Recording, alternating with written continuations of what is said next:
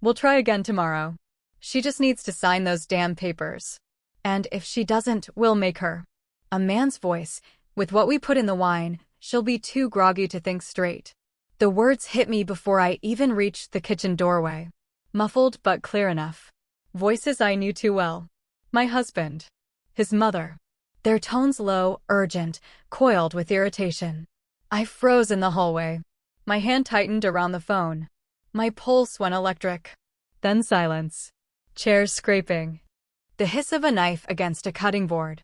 I took a breath, smoothed my hair, and stepped into the kitchen like nothing had happened.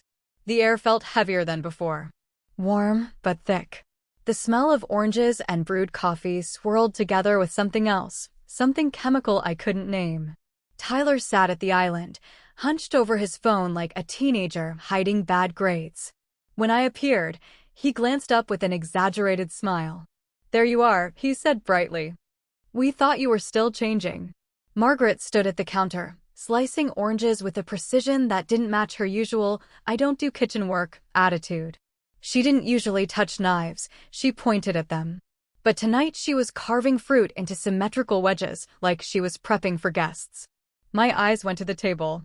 My glass. Tall stem, tiny chip at the base. Full. Dark red. The bottle beside it had been unopened when I went upstairs. I was sure of it. Now it sat uncorked. A neat little stream of wine dripped down the neck, like a signature. "Wow," I said slowly. "You opened the bottle?" Tyler chuckled, setting down his phone. "Yeah. Thought you could use a little unwind. It's Friday. Since when do you pour for me?" I asked, moving closer. Margaret answered without looking up. "We wanted to do something nice. You've been working so hard." Her knife made a soft thump-thump-thump on the board. I reached for the glass. The stem was cold. Too cold for a few minutes on the table. The liquid glistened, almost beautiful, but thicker, cloudier than it should have been. I lifted it under the light. Swirled. "Why is my wine already poured?" I asked, eyes on Tyler. "Who opened the bottle?" "Relax," he said quickly. "It's Friday. We're not poisoning you." He laughed at his own joke. I didn't. I brought the glass to my nose. Inhaled. It smelled like Cabernet. But underneath, something sharp. Bitter. Medicinal. "Headache," I murmured. "Maybe I'll have tea instead." Tyler blinked, his smile faltering for half a second. Margaret's knife slowed. They exchanged a glance so quick most people would have missed it. But I saw. I set the glass down, then picked it up again, swirling it like I was thinking. "You know what?" I said with a small laugh. "It's been a week. Maybe just one sip." Their faces softened. Expectant. I raised the glass to my lips, tilted it, just enough to make it look real, then lowered it again. "Actually," I said, "laundry's still in the washer. Be right back." I carried the glass with me, smiling over my shoulder. "Don't let my tea boil over." Tyler smirked, eyes back on his phone. Margaret pressed her lips tight. Upstairs, I closed the bedroom door. Locked it. My hands were shaking now. My breath came shallow. I took out my old phone from the drawer, the one not synced to our cloud. No tracking. No history. Opened the voice recorder. Hit record. Slipped it into my robe pocket. Then I poured the wine into an empty travel bottle I kept for lotion. The liquid slid out slowly, leaving streaks on the glass. In the sink downstairs, the empty stem would look untouched. In my pocket, a sample. I looked at the bottle in my hand. The smell rising off it. The voices still echoing in my head. "We'll try again tomorrow. She just needs to sign those damn papers. And if she doesn't, we'll make her. With what we put in the wine." I clenched my fist until my knuckles whitened. This wasn't paranoia. This was a plan. I walked back down, slow, quiet. Stood just outside the kitchen door. Pressed my ear to the wall. Their voices low again. "Margaret, she didn't drink it." "Tyler, she's suspicious." "Margaret, you said she'd sign." "Tyler, tomorrow. We'll try again tomorrow." More dose. I exhaled softly, hit save on the recording, and slipped back upstairs. Inside my chest, everything trembled, fear, anger, disbelief. But under it all, something steadier began to rise. They thought I'd be easy. They thought they'd drug me, trick me, sign away my life. They had no idea. I placed the sample bottle into my bag, checked the recording again, sat on the edge of the bed, breathing slowly until my hands stopped shaking. Okay, I whispered to myself. Game on. I hit save on the recording and sat there for a moment, phone still in my hand, heart thudding so loud I thought it might pick up on the mic. I replayed the last 30 seconds just to be sure. We'll try again tomorrow. She just needs to sign those damn papers. And if she doesn't, we'll make her. With what we put in the wine, she'll be too groggy to think straight. There it was. Their voices. Clear as daylight. I swallowed hard and called my best friend. Claire? My voice cracked. Liv? It's midnight. What's wrong? I can't explain on the phone. Can I come over? Right now? Yes. She hesitated. You sound scared. I am. Then get here. Doors unlocked. Downstairs, Tyler's laugh floated up faintly, followed by Margaret's low murmur. I opened my laptop with trembling fingers and began shutting doors of my own. First, the bank. Joint checking, transfer funds. Cancel autopay. Change password. Savings. Redirect paycheck to my old account. Then the credit cards. Removed my name from the shared line. Froze the one they'd been using. I typed fast, hands shaking. Screenshots of everything, balances, statements, the fake trust document they'd shoved under my nose last week disguised as emergency paperwork. Each click felt like cutting a rope they'd tied around me. I threw a few clothes into a bag. My laptop. The little travel bottle with the wine sample. My backup phone. When I reached the front door, Tyler called out, "Where are you going?" I turned, kept my face neutral. Claire's.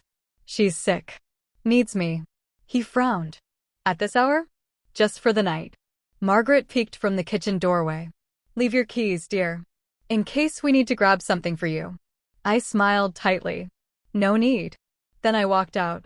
At Claire's apartment, she opened the door in sweatpants and a worried expression. You're white as a sheet, she said, pulling me inside. What's going on? I handed her my phone. She pressed play. We stood in silence while the voices spilled out of the speaker. When it ended, she whispered, That's Tyler. And Margaret. Jesus, Liv. This is insane. They poured me a drink tonight, I said, pacing. I didn't touch it. It smelled wrong. Look, I pulled out the travel bottle. I poured it off. I need to get it tested.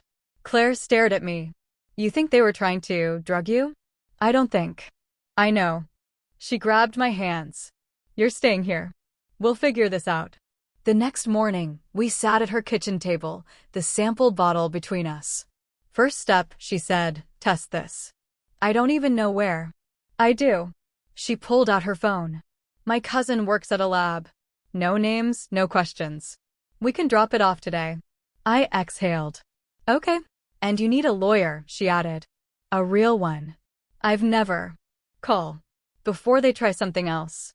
By noon, we dropped the bottle at the lab. Claire's cousin didn't blink, just nodded, slid it into a bag, and said, results in 48 hours. Outside, I leaned against the car, trembling. Liv, Claire said softly, what if they weren't just after the apartment? I looked at her. They want control, she said. Over you. Over your choices. That's what this is. I closed my eyes. I think you're right. That afternoon, I sat in the office of Cynthia Hale, Family and Financial Law. She scanned the printout of the trust document I'd brought. Who notarized this? She asked. According to them, a woman named Kelly Rogers.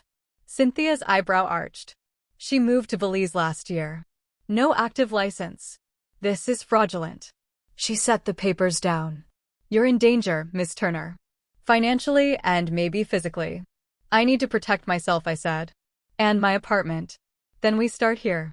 She slid a form across the desk. Postnuptial agreement. Separates your finances from his effective immediately. New debts become his.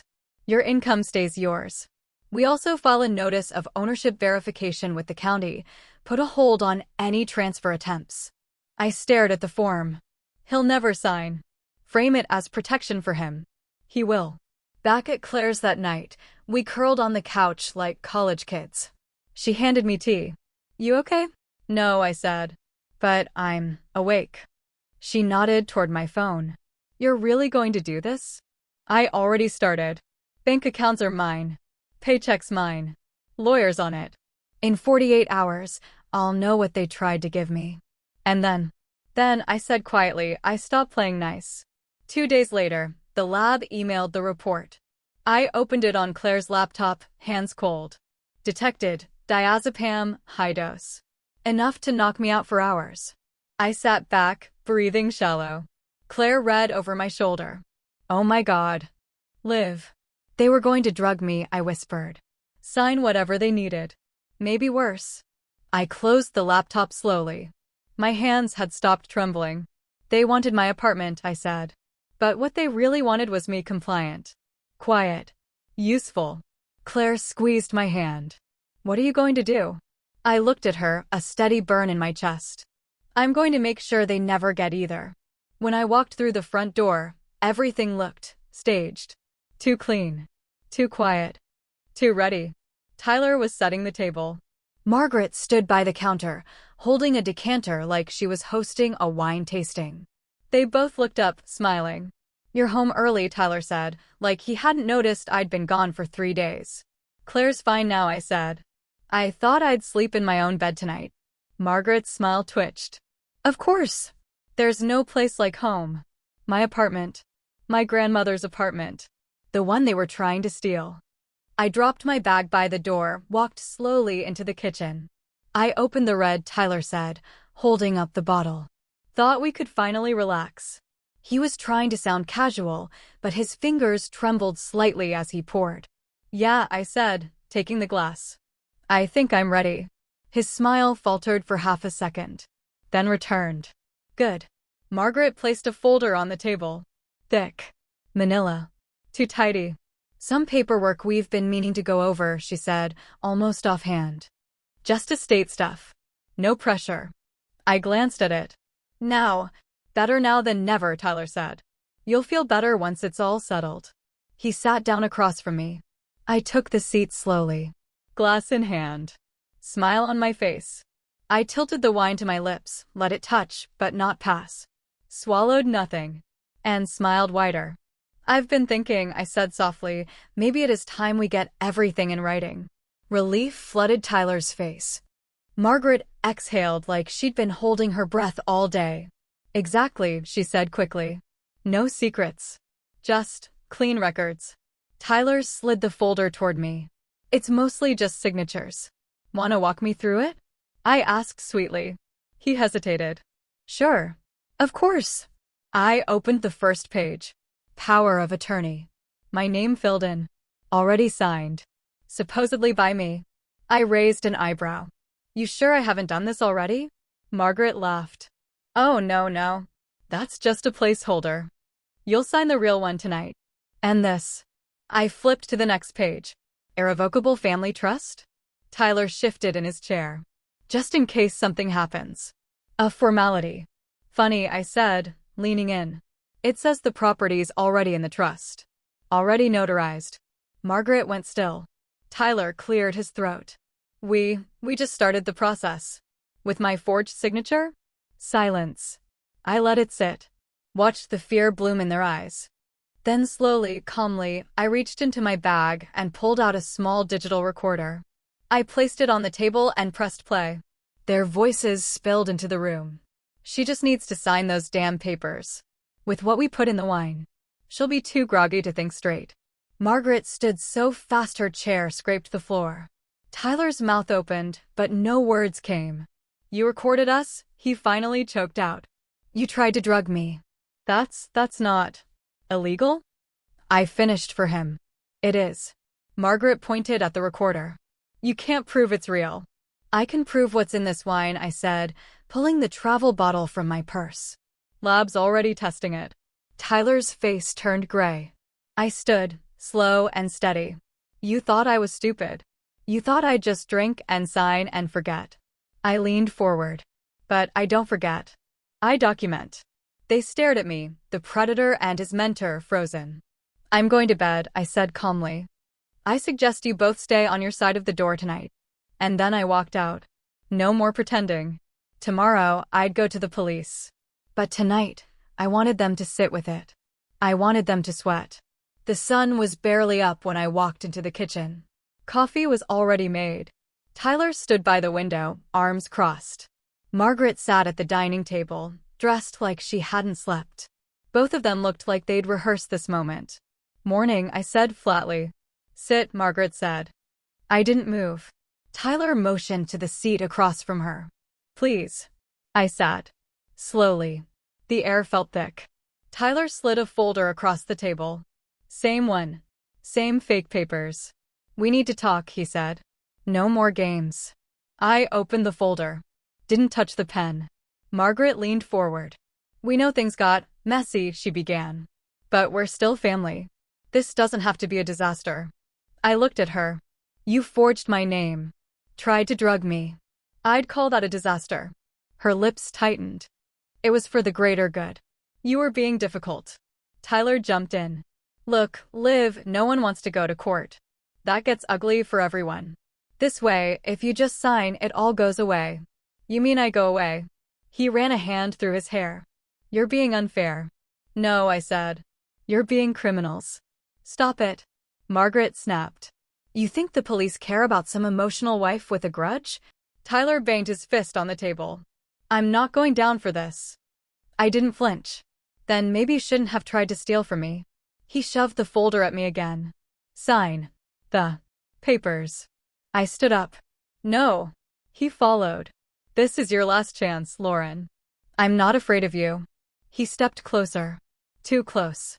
"You should be." Margaret stood too. "Think about what you're doing. He could go to prison. We could lose everything. Is that what you want?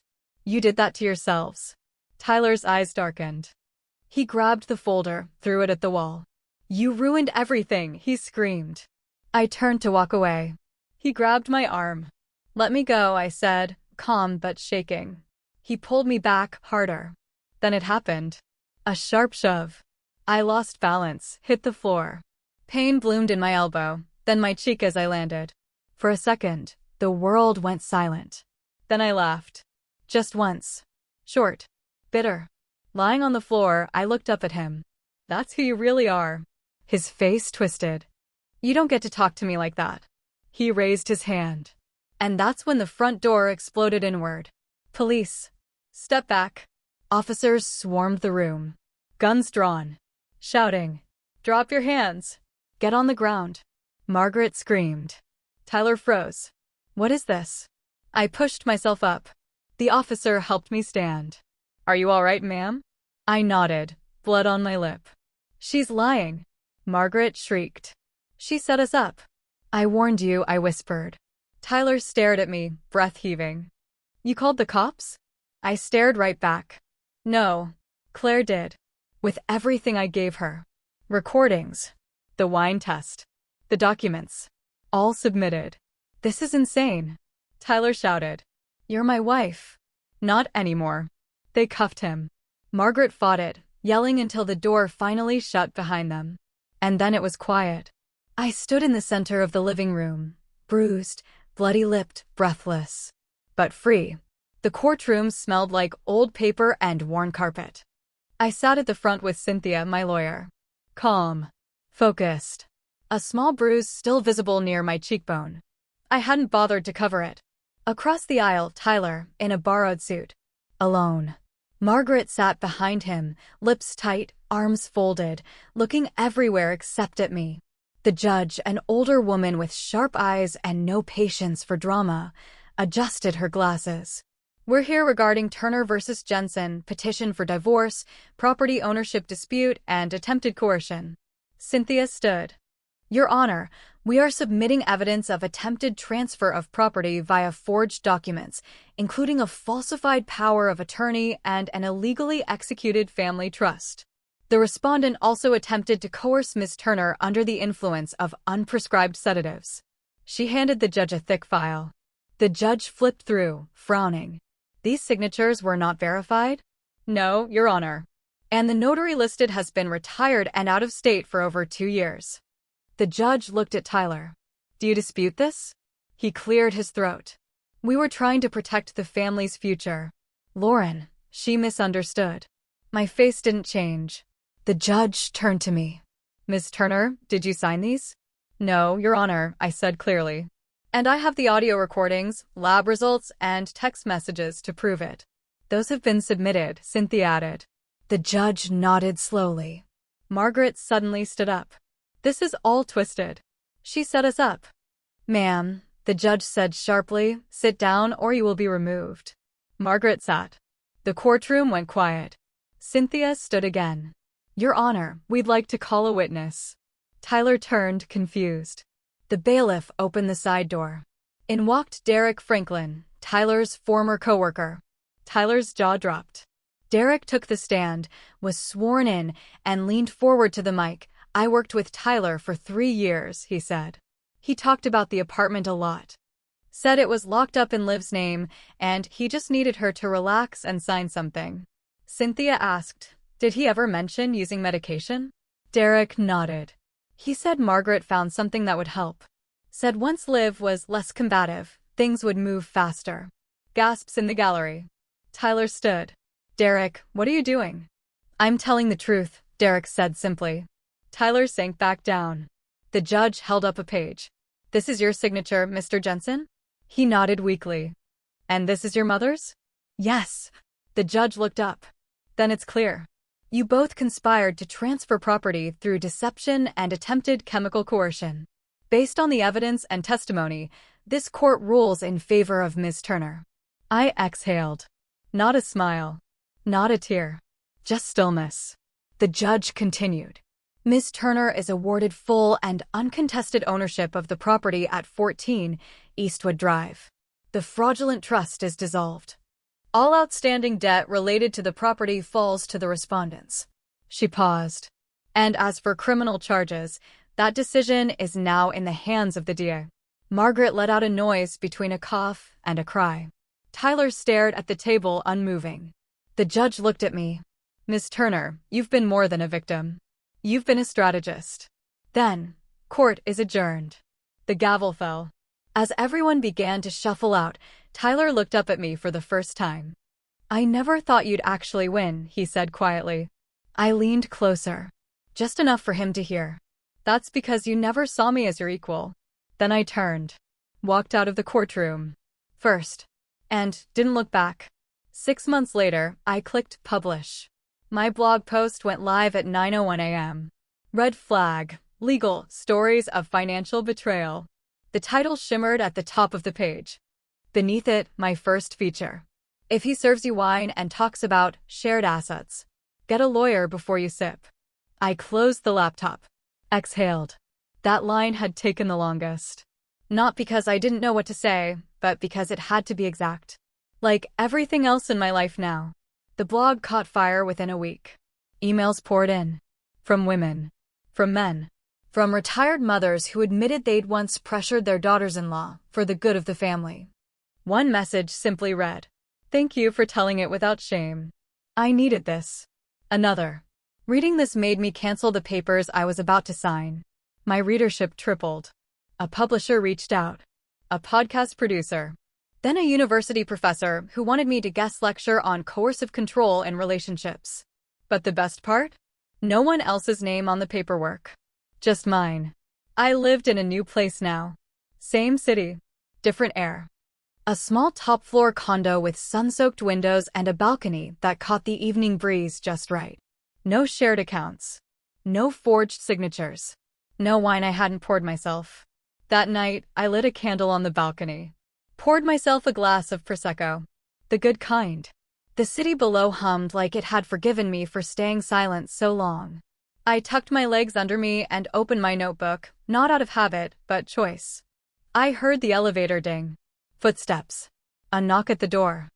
I didn't rush to open it. When I did, he stood there, clean shirt, awkward smile, flowers in one hand. "Hey," Derek said. "Thought maybe you'd want something real this time." I looked at him, then the flowers. My smile came slowly. Genuinely. Only if it comes with a clean title. He laughed. "No cosigners." "I promise." I stepped aside. Come in, counselor. But I'm keeping the deed.